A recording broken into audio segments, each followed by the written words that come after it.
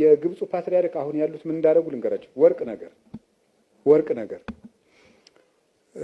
በደም አንድ ደግሞ ጥሩ ጸጋ አላቸው አሁን ያሉት እና ምንድናቸው? ድሃ ማየት ይወዳሉ።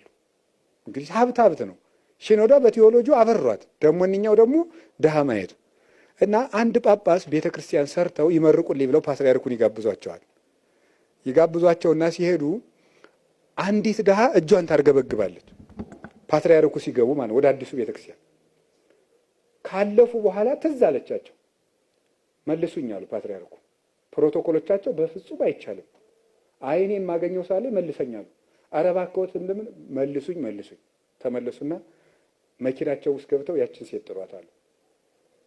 ከዚያ በኋላ ኧረ ለፕሮቶኮሎት አይመጥንም፣ ይቺ ሴት እዚህ እንዴት በፓትርያርኩ መኪና ትሳፈራለች? አምጣ ብያለሁ፣ አምጣ። ገባች። ምንድነው ስትባል እኔ የቤት ዕዳ አለብኝ፣ ልጅ መሳደጊያ የለኝም፣ ቤቴ ተወርሶብኛል፣ ድሃ ነኝ፣ ባለቤቴ ሞቷል።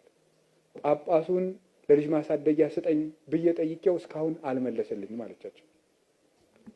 ወርደው ምን እንዳደረጉ ስሙ።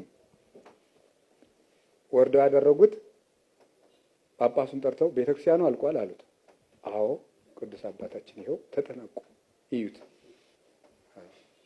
አላለቀም፣ ቤተክርስቲያኑ አላለቀም። ኧረ አልቋል፣ አላለቀም። ይቺ ድሃ ሴት የጠየቀችን ጥያቄ እስከምትመለስ ድረስ ይሄ ቤተክርስቲያን አይመረቅም።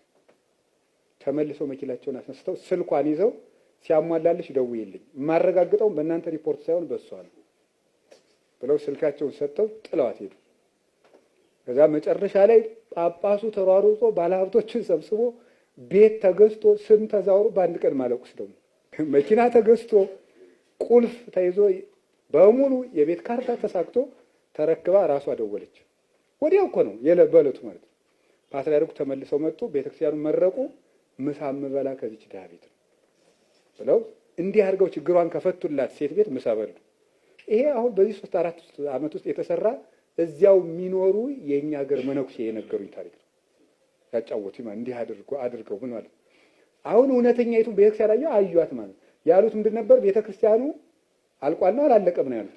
አላለቀም ነው ያሉት ማለት ነው። ስለዚህ እግዚአብሔር በሚያውቀው ሰው ላይ፣ ድሆች ላይ፣ እዚህ አካባቢ ያሉ ጎዳና ተዳዳሪዎች ላይ የዚህ አጥቢያ የሆኑ ባሎቻቸው ጥለዋቸው የሞቱ ድሆች እነሱ ተመዝግበው ሲረዱ፣ ድሃ አደጎች አሳዳጊ የሌላቸው በሱስ የወደቁት ተመዝግበው መጠነኛ የሱስ ማገገሚያ ማዕከል በአንድ ቤተክርስቲያን ውስጥ ኖራ እነሱ እንክብካቤ ሲደረግላቸው፣ ንስሐ ያልገቡት ተመዝግበው ሱስ ውስጥ ያሉት ይሄ ሁሉ